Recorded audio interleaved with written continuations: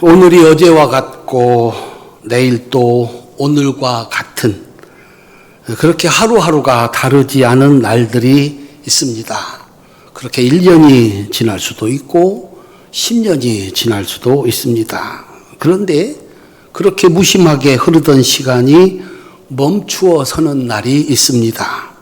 결혼하던 날, 자식이 태어나던 날, 부모님이 돌아가시던 날, 사고가 나던 날, 질병에 걸리던 날, 그렇게 특별한 일이 특별한 날을 만듭니다. 신명기 16장에는 하나님의 백성들이 지켜야 할 특별한 새 날이 있습니다. 우리 함께 읽어보겠습니다. 신명기 16장 16절로 17절입니다. 함께 읽겠습니다. 너희 가운데 모든 남자는 1년에 3번 곧 무교절과 칠칠절과 초막절에 내 하나님 여호와께서 택하신 곳에서 여호와를 배웁되 빈손으로 여호와를 배웁지 말고 각 사람이 내 하나님 여호와께서 주신 복을 따라 그 힘대로 드릴지니라. 아멘. 무교절, 칠칠절, 초막절입니다. 칠칠절의 시작은 무교절 6월절입니다. 6월절부터 7일을, 그 7일을 7번씩 더해서 더한다. 그래서 77절입니다. 더하면 6월절 후 50일이 되기 때문에 오순절이라고 부릅니다. 시작이 6월절입니다. 6월절은 하나님이 내리신 재앙으로 애굽의 모든 장자가 죽는 날에 하나님의 명령을 따라 양을 잡아 그 피를 문설주에 바른 이스라엘 백성들의 장자들만 살았습니다. 그래서 애굽의 왕이 항복해서 하나님의 백성들이 애굽의 종살이에서 해방을 받은 날이 6월절입니다. 6월절부터 50일 뒤 77절 오순절에는 어떤 일이 있었나? 모세가 시내산에서 율법을 받은 날입니다. 이스라엘 백성들이 법을 가진 한 민족, 한 나라가 만들어진 것이 오순절입니다. 그리고 이스라엘 백성들이 가나안에 들어가 첫 번째 추수를 해서 하나님께서 양식을 주셨음에 감사함으로 제사를 드린 맥추 감사절이 오순절입니다. 그래서 이 한 날이 하나님이 일하심으로 말미암아 칠칠절, 오순절, 맥추절로 불리우는 특별한 날이 된 것입니다. 바로 그 오순절에 성령이 강림하심으로 교회가 시작됐습니다. 성령이 강림하신 오순절, 왜 그날에 교회가 시작됐나? 성령이 강림하신 그 오순절 역시 예수님이 6월절의 어린 양으로 십자가에서 죽으시고 꼭 50일이 되던 날입니다. 구약의 6월절처럼 예수님의 피로 죄의 종살이에서 구원받고 예수님의 가르침으로 제자가 된 사람들에게 성령이 임하셔서 새로운 교회 시대를 열게 된 겁니다. 온 세상을 구원해서 하나님의 백성을 만드는 교회가 만들어진다면 그날은 반드시 오순절이어야 한다라고 하는 겁니다. 그렇게 교회의 시작이 오순절에 시작된 것은 너무나도 당연하다. 아무 날이나 그렇게 만들어서 교회 역사를 시작하는 것이 아니다라고 하는 겁니다. 그래서 오순절은 매우 특별한 날이 됐습니다. 두 번째, 세상에는 특별한 장소가 있습니다. 특별한 사건이 특별한 시간을 만드는 것처럼 특별한 사건이 특별한 장소도 만듭니다. 저와 여러분이 우리 김해 활천교회 등록해서 신자가 되기 전에는 김해 활천교회는 우리와 아무 상관이 없는 교회였습니다. 그런데 이곳에 와서 등록을 하고 신자가 되고 담임 목사가 된 그때부터 김해활천교회는 잊을 수 없는 우리 자손들이 대대로 이곳에서 신앙생활하고 복을 받아야 하는 특별한 장소가 된 것입니다. 첫 번째 교회가 시작된 장소는 어디여야 되는가? 세상에 그 많고 많은 곳이 있는데 어디에서 교회는 시작되어야 하는가?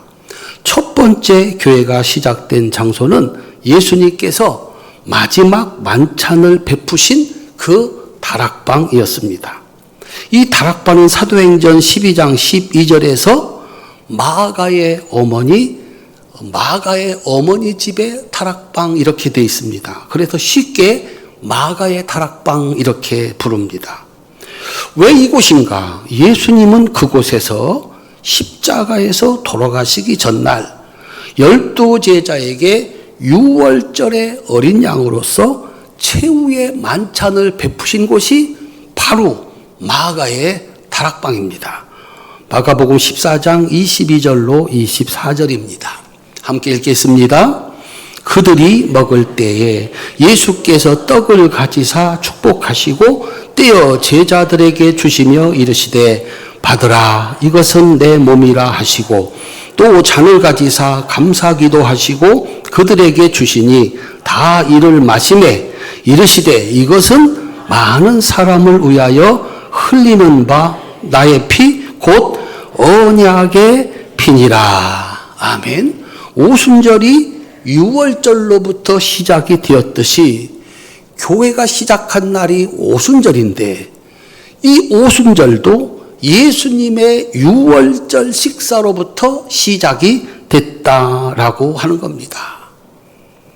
예수님도 유월절 어린 양으로 돌아가시고 그리고 50일 뒤에 바로 그 장소에서 교회가 시작된 겁니다. 오늘 우리가 하는 성만찬의 기원입니다. 예수님께서 유월절의 어린 양이 돼서 그의 피로 제자들의 모든 죄를 씻어 죽음을 이기고 해방을 시켰습니다. 예수님의 가르침은 그 말씀대로 살면 영원히 사는 양식이 되었습니다. 교회가 세워진다면 어디에 세워져야 하는가? 예수님이 자신의 피로 죄사함을 주시고 자신의 몸을 영원한 양식으로 주신 마가의 다락방에 세워지는 것은 너무나도 당연하다라고 하는 겁니다. 그 다음에 교회는 예수님의 약속을 믿고 기도하는 사람들이 시작했습니다. 사도행전 1장 14절부터 15절입니다. 함께 읽겠습니다. 여자들과 예수님의 어머니 마리아와 예수의 아우들과 더불어 마음을 같이하여 오로지 기도에 힘쓰더라. 모인 무리의 수가 약 120명이나 되더라. 아멘. 마가의 다락방은 성령을 보내주신다는 예수님의 말씀을 믿고 120명의 제자들이 예수님이 승천한 후 10일 동안 성령의 강림을 구하며 오로지 기도했던 곳입니다. 바로 그곳에 그 성령이 오셔서 교회가 세워졌습니다. 우리 교회가 다를까요? 우리 교회도 몇 명의 성도들이 모여서 하나님의 말씀을 믿고 기도하는 데서부터 시작이 됐습니다.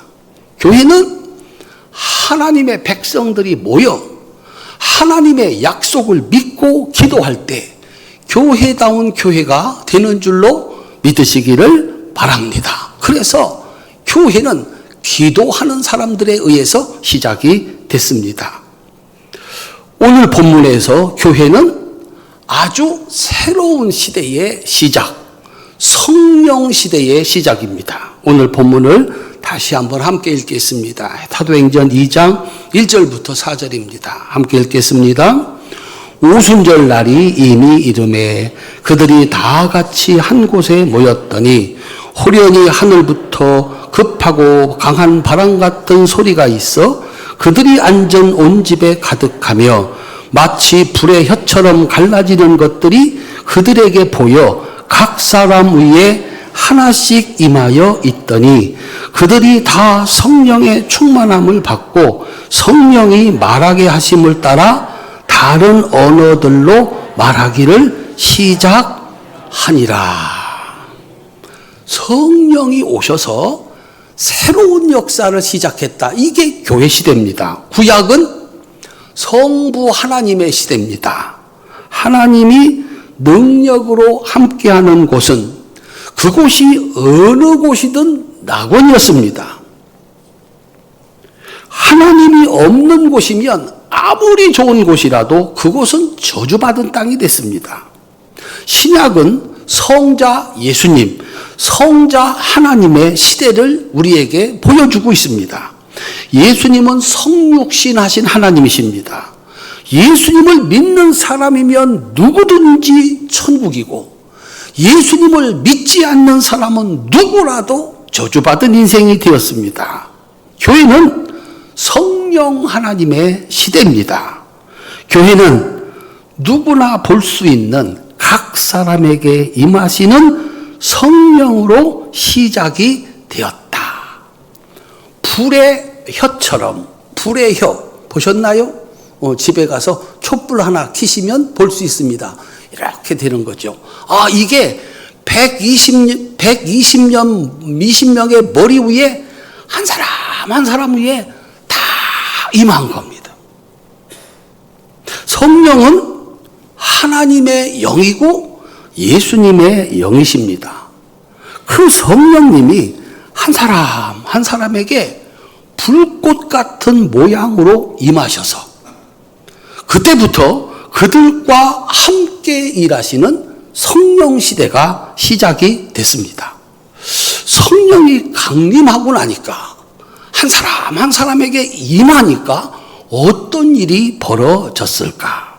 성령 강림은 하나님의 지혜와 능력이 각 사람에게 하늘로부터 밖으로부터 그 사람 안으로 들어오는 겁니다. 어떤 일이 벌어질까요? 내 인생에 돈이 들어왔다. 밖에 있었던 돈이 내 돈이 됐다는 거예요. 1,000만 원이 들어왔다. 1억이 들어왔다. 알천교회 신자들은 배포가 커요. 10억이 들어왔다. 벌써 아멘 하십니까?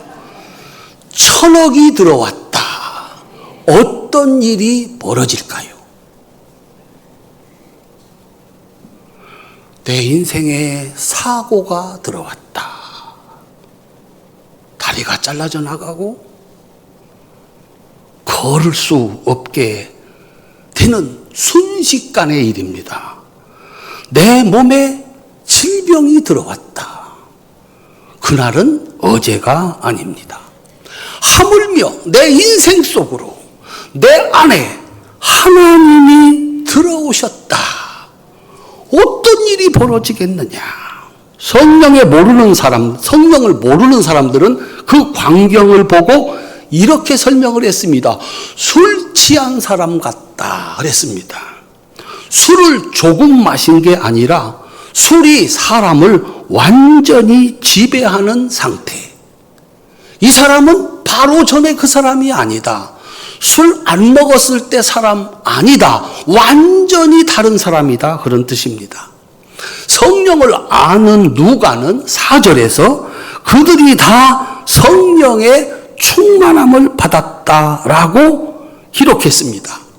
급하고 강한 바람 같은 소리, 불의 혀처럼 갈라지는 것, 성령이십니다. 그것이 120명 안으로 들어갔다. 성령은 하나님의 지혜와 능력이라고 그랬습니다.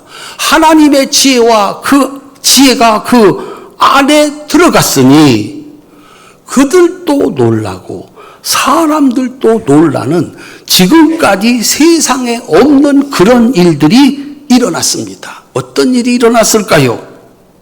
한 번도 들어본 적도 없고 배운 적도 없고 훈련한 적도 없는 천하의 외국어가 입에서 줄줄줄 나왔습니다.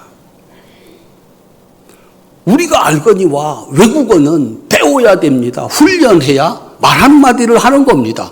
배운 적도 없고 들은 적도 없는데 세계 각처에서 온 모든 사람들이 제자들이 말하는 것을 듣고 다 알아들었습니다. 어부 베드로가 구약을 관통하는 설교를 합니다. 성경을 잘 아는 박사들이 말합니다. 이 사람들이 학문이 없는 무식한 사람들이 아니냐. 정말 성령이 임하시면 내 입에서 외국어가 줄줄줄 나갈까? 제자들이 해야 할 일은 이제 천하에 다니면서 예수님이 하나님의 아들이시고 그분이 십자가에서 죽으셔서 우리에게 구원이 됐다. 우리는 구원받았고 천국 가게 됐다. 이 기쁜 소식을 전해야 합니다. 언제 외국어를 배우겠습니까? 그래서 하나님께서 특별한 능력과 지혜로 그들 입에서 외국어가 나오게 한 겁니다. 지금은 그런 일이 없을까요? 제가 신학을 한 곳이 송년교회입니다. 송년교회에는 전설이 있습니다. 방언의 전설이 있습니다. 여러분도 한 번쯤은 들어봤을 황우여 장로님이 송년교회 출신입니다. 지금은 여당의 비대위원장 이런 걸 하고 있습니다. 그분 형제가 삼형제인데 다 공부를 잘해서 서울대를 다녔습니다. 근데 어머니는 공부한 적이 없죠. 무식한 어머니죠. 근데 교회를 다니는 거예요. 어느 날 성령께서 그에게 임하셔서 그 입에서 영어가 줄줄줄 나오는 거예요. 그걸 보고 이 똘똘한 서울대에 다니는 3명의 아들들이 이것은 있을 수 없는 일이다. 우리가 알지 않느냐.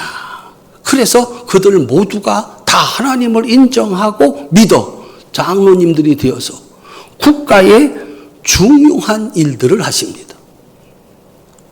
지금이라고 그런 역사가 없겠습니까? 그런데 지금은 훈련하고 연습해서 하게 합니다. 지금 신자들이 하는 방언은 하나님과 이렇게 영적으로 통하는 외국어가 아닌 신령한 언어로 방언을 하기도 합니다. 하나님은 필요에 따라 그걸 못할 분이 아니시다. 그래서 그렇게 성령이 임하셔서 능력으로 역사하시는 교회의 모습은 어땠을까? 사도행전 2장 43절부터 47절까지입니다. 함께 읽겠습니다.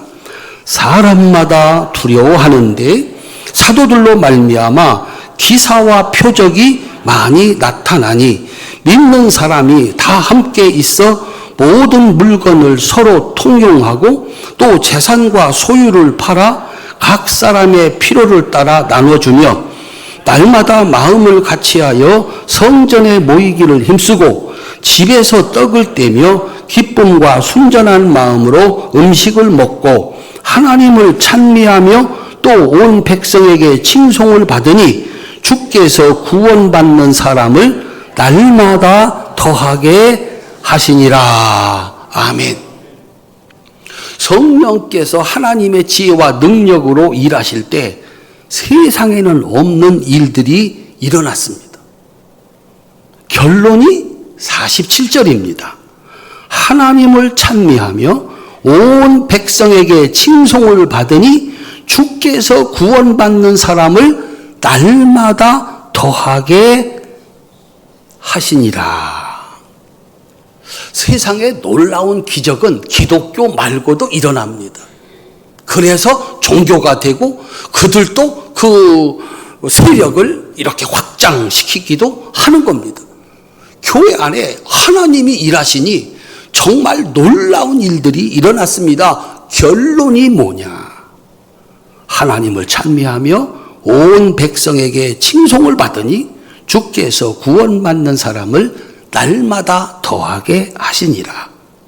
하나님이 일하시는 곳이 어디라고 그랬습니까? 하나님이 일하시는 곳은 낙원. 예수님이 일하시는 곳은 어디라고 그랬습니까? 천국이라고 그랬습니다. 그러니 하나님과 예수님의 영이신 성령이 일하시는 곳은 낙원이고 천국이 되는 것이 당연하다라고 하는 겁니다. 성령은 바람같이 불같이 임했다. 능력이라는 겁니다. 능력. 교회가 있습니다. 성도들이 있습니다. 그 안에 성령이 임하시면 그 신자는, 그 교회는 능력을 갖게 된다. 창세기에서 하나님이 사람을 창조하실 때 흙으로 만드셨습니다. 모양은 이렇게 완성이 됐는데 여전히 흙이었습니다. 하나님이 그 코에 후 하고 생기를 불어넣었습니다. 하나님의 영을 불어넣었습니다. 그랬더니 비로소 사람이 된 겁니다. 하나님이신 예수님이 3년 동안 제자를 만드셨습니다. 그래서 모양은 12제자 이렇게 완성이 됐습니다. 기도도 할 줄 알고 예수님 말씀 듣고 일도 하고 그 누가 봐도 예수님의 제자다. 모양은 완성이 됐습니다. 그런데 내용을 들여다보니까 그들은 여전히 돈이 최고라고 여기고 있고 세상의 지위가 최고라고 여기고 있었습니다. 그래서 예수님을 은 30에 팔아먹고 예수님이 십자가에서 돌아가시니까 다 도망갔습니다. 그런데 성령이 그 안에 임하셨을 때 그들이 변하게 된 겁니다. 따라합시다. 제자를 제자잡게, 교회를 교회답게. 성령은 답게 만드는 겁니다. 놀라운 기적이 아니라 답게 만드는 거예요. 그래서 성령을 교회의 엔진이라고 그러는 거예요. 성령이 없으면 교회가 돌아간다, 안 돌아간다? 돌아가지요. 그런데 원래 교회의 모습, 성령을 그리스도인의 심장이라고 합니다. 심장이 뛰지 않으면 어때요? 죽은 겁니다. 교회 엔진에 불이 꺼지면 교회는 더 이상 교회가 아니고 신자들의 심장이 멎어버리면 더 이상 신자가 아니다. 최고급 자동차, 하늘을 나는 비행기, 호화 유람선, 그것을 움직이는 것은 불, 엔진입니다. 이거 없으면 그냥 고철덩어리입니다. 움직일 방법이 없고 가치가 없는 겁니다. 제자들이 3년 동안 훈련을 받았는데 막상 예수님과 함께 십자가 지고 제자답게 살려고 했더니 안 되는 겁니다. 그래서 그들이 열흘 동안 기도하고 기도했습니다. 우리 한번 두 손 높이 드십시다. 하나님, 우리에게 성령을 보내주십시오. 하나님의 지혜와 능력을, 힘을 보내주십시오. 그렇게 기도했더니 이 오순절에 성령이 임하게 된 겁니다. 그때부터 제자다운 제자가 되었다라고 하는 거예요. 그래서 이 성령의 충만을 두 번째 은혜다. 교리는 그렇게 설명을 합니다. 우리 모두가 다 성령의 임하심으로, 성령의 감동으로 신자가 됐는데 신자 노릇하게 하는 것, 제자답게 만드는 것은 성령의 충만이다.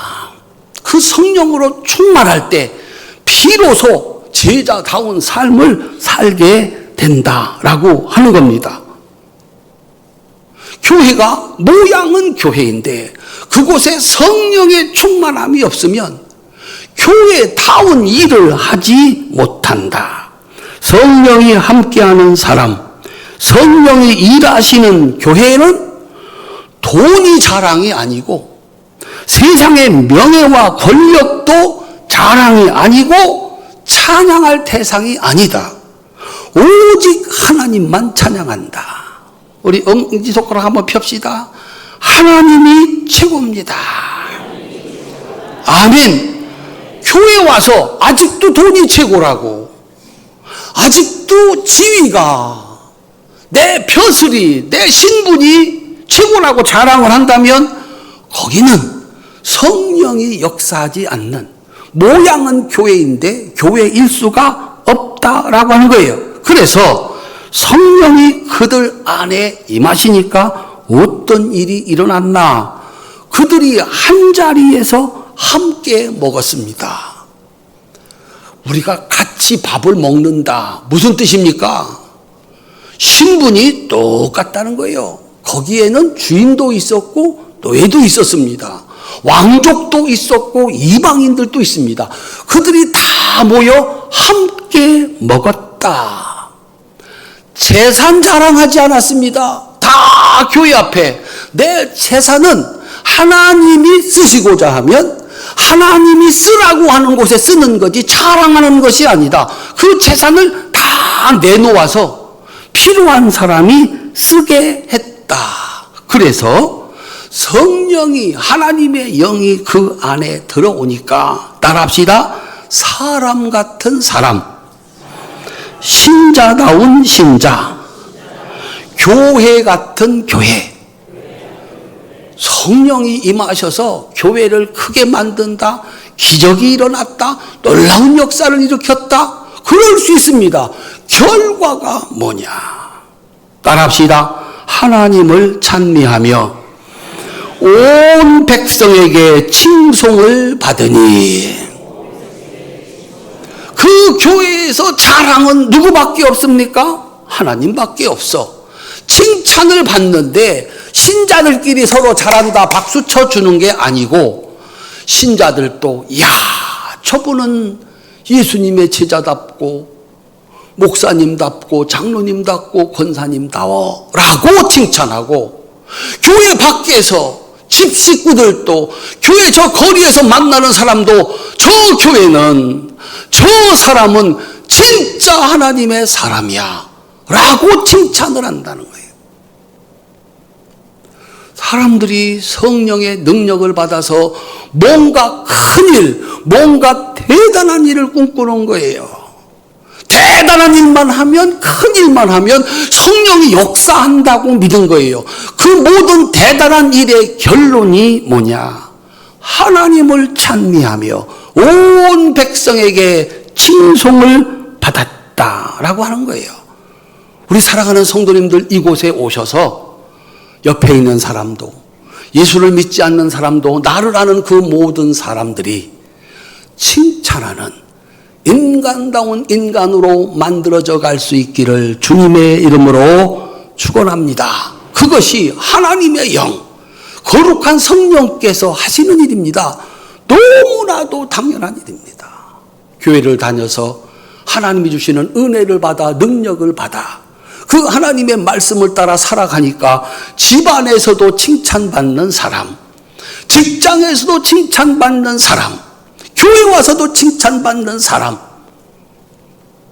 우리의 고민은 뭐냐? 교회는 다닌다는데, 오래 다녔다는데, 대대로 믿었다는데 도저히 칭찬할 수 없는 사람. 그들은 교회를 부흥시키는 사람들이 아니고 교회 문을 닫는 사람들이 돼버리고 마는 겁니다. 그게 아니었습니다. 여기가 시작이었습니다. 우리 교회는 하나님의 거룩한 영이신 성령이 임하셔서 우리 모두가 사람다운 사람이 되어가는, 교회다운 교회를 만드는 복된 역사가 있으시기를 주님의 이름으로 축원합니다. 그런 시간이 있었다. 오순절이었습니다. 그런 장소가 있었다. 마가의 다락방이었습니다. 오늘 주일은 예수님이 베푸신 성만찬으로 만들어진 이 거룩한 공간에서 하나님께 예배 드리는 곳입니다. 마침 오늘 성만찬을 합니다. 예수님이 나를 위해서 물과 피를, 살과 피를 다 주셔서 내가 하나님 자녀로 예배 드릴 수 있게 된 줄로 믿으시기를 바랍니다. 예배 드릴 때, 이곳에 와서 기도할 때, 말씀 듣고 순종할 때 하나님의 영이 임하셔서 사람으로서는 할 수 없는 그 복된 역사가 이루어져 가는 줄로 믿으시기를 주님의 이름으로 축원합니다. 교회 역사는 그렇게 이어져 왔습니다. 뭐 자원이 없다, 사람들이 모질라다, 상관없습니다. 내가 능력이 없다, 내 처지가 영 가망이 없다, 상관없습니다. 하나님의 영이신 성령이 그와 함께 할 때 하나님이 그와 함께 하시고 예수님이 그와 함께 하시고 하나님은 그를 사용하셔서 세상을 축복하는 역사를 만들어가는 줄로 믿으시기를 바랍니다. 아무리 뛰어난 사람이라도 하나님 없으면 그가 하는 일은 자기도 망하고 세상을 망하게 하는 겁니다. 교회가 크냐 작으냐 어디에 있느냐 그게 문제가 아닙니다. 성령이 함께 하시면 작은 무리들이 모여 기도하고 그 하나님의 은혜 속에 살아갈 때 그 교회를 통해서 이 위대한 믿음의 역사가 이어져 가는 줄로 믿으시기를 주님의 이름으로 축원합니다. 우리 두 손 높이 드십시다. 하나님, 나에게도 하나님의 일을 할 수 있도록 제자답게 살 수 있도록 성령의 충만함을 주옵소서. 두 번째 은혜, 우리는 이미 은혜 받아서 여기 왔습니다. 여기 왔으면 제자답게 살아야 된다. 교회다운 교회를 만들어야 된다. 된 줄 알았더니 막상 예수님 돌아가시고 나니까 도망가기 바빴다. 돈만 생각했고 자리만 생각했구나. 회개하고 하나님 거룩한 성령 보내주셔서 제자다운 제자, 사람다운 사람, 교회다운 교회를 만들게 해주세요. 그렇게 기도하는 그들에게 성령은 임하셔서 어느 시대를 막론하고 그들을 통해서 위대한 이 믿음의 역사를 만들어가는 줄로 믿으시기를 바랍니다. 우리 사랑하는 성도님들 끊임없이 기도하셔서 내게 능력 주시고 지혜 주셔서 하나님의 사람으로 살게 하옵소서. 그래서 교회 안에서도 칭찬받고 가정에서도 칭찬받고 세상에 나가서도 칭찬받아 나 때문에 하나님의 위대한 역사가 이어지게 하옵소서. 기도할 수 있는 우리 모두가 될 수 있기를 주님의 이름으로 축원합니다.